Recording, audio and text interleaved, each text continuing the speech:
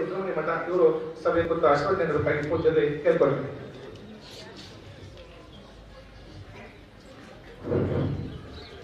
ಹಲವು ಮಾತೆಯನ್ನು ನಿಮ್ಮೆಲ್ಲರೂ ಪಾದವನ್ನಿಟ್ಟ ನೆಲೆಯ ಸುಕ್ಷೇತ್ರ ಜಗದ ಪಾವನ ತೀರ್ಥ ಸುಲಭ ಶ್ರೀ ಗುರುವೇ ಕೃಪೆಯ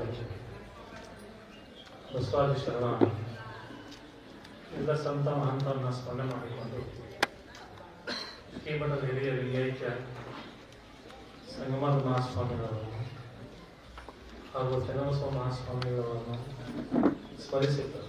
ಸ್ಮರಣ ಸಂಸ್ಥಾನದ ಬಸವತತ್ವ ಸಮ್ಮೇಳನದ ದಿವ್ಯ ಸಾಹಿತ್ಯ ವಹಿಸಿರ್ತಕ್ಕಂತಹ ಪರಮ ಪೂಜ್ಯ ಡಾಕ್ಟರ್ ಗೋಸ್ವಾಮ ಮಹಾಸ್ವಾಮಿಗಳವರಲ್ಲಿ ಭಕ್ತಿಪೂರ್ವಕ ಪ್ರಣಾಮಗಳನ್ನು ಸಮರ್ಪಿಸಿ ಬೆಟ್ಟದಲ್ಲಿ ಗಿರಿಮಠ ಅಧ್ಯಕ್ಷರಾದ ಪರಮ ಪೂಜ್ಯ ಚಂದ್ರಶೇಖರ ಮಹಾಸ್ವಾಮಿಗಳವರಲ್ಲಿ ಚಿತ್ತೂರು ಮಹಾಸ್ವಾಮಿಗಳವರಲ್ಲಿ ಮಠಾಶ್ರೀಗಳವರಲ್ಲಿ ಕಾರ್ಯಪರ ಶ್ರೀಗಳವರಲ್ಲಿ ಉಳಿದಂತೆ ಎಲ್ಲ ಪೂಜ್ಯ ಮಹಾಸ್ವಾಮಿಗಳಲ್ಲಿ ಪರಪಂಥಗಳಲ್ಲಿ ಪರಮ ಶರಣ ಬಂಧುಗಳೇ, ನಿಮ್ಮ ಅಂತರಾತ್ಮಕ ಶರಣ ಅಂತ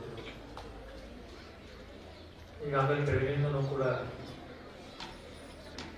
ಅಚ್ಚುಕಟ್ಟಾಗಿ ಸಮಾರಂಭ ನಡೀತಾರೆ. ಬಹಳಷ್ಟು ಜನ ಸ್ವಾಮೀಜಿಯವರು ಉದಯ ಮುಟ್ಟುವಂತ ಮಾತನಾಡಿದ್ದಾರೆ. ನಿಮ್ಮೆಲ್ಲರ ಉದಯ ಪರಿವರ್ತನೆ ಆಗುವ ರೀತಿಯಲ್ಲಿ ಇವತ್ತು ಈ ಸಮಾರಂಭ ನಡೀತಾರೆ. ನಾನು 30 ವರ್ಷಗಳಿಂದ ಈ ಮಠಕ್ಕೆ ಸಂಬಂಧ. ಹೇಗಪ್ಪ ಅಂತಂದ್ರೆ ಪರಮ ಪೂಜ್ಯರು ನಾವೆಲ್ಲ ಒಂದೇ ಜೊತೆಯಲ್ಲಿ ಓದಿ ಬೆಳೆದವು. ಆಗ ಸಿದ್ದೇಂದ್ರ ಮಠಕ್ಕೆ ಪರಮ ಪೂಜ್ಯ ಚನ್ನಬಸವ ಮಹಾಸ್ವಾಮಿಗಳು ಬರ್ತಾ ಇದ್ರು. ಬಂದಾಗ ಪರಮ ಪೂಜ್ಯ ಶಿವಕುಮಾರ ಮಹಾಸ್ವಾಮಿ ಅವ್ರನ್ನ ಮಾತಾಡಿದ್ರು. ಶಿವಯೋಗಿ ಅಂತಂದ್ರೆ ಪಾಂಡಮಠಿ ಮಹಾಸ್ವಾಮಿಗಳು, ಹಿರಿಯ ಶ್ರೀಗಳು, ಮಹಾಶಿವಯೋಗಿ. ಏನಾದ್ರು ಸಹ ಬಸವತತ್ವ ಆಚಾರ್ಯ ಇರ್ತಕ್ಕಂಥ ಸ್ವಾಮಿಗಳು ಯಾರೋ ಜಗತ್ತಲ್ಲಿದ್ರೆ ಅವರು ಚನ್ನಬಸವ ಮಹಾಸ್ವಾಮಿ ಅಂತ ಮಾತನಾಡ್ತಾರೆ.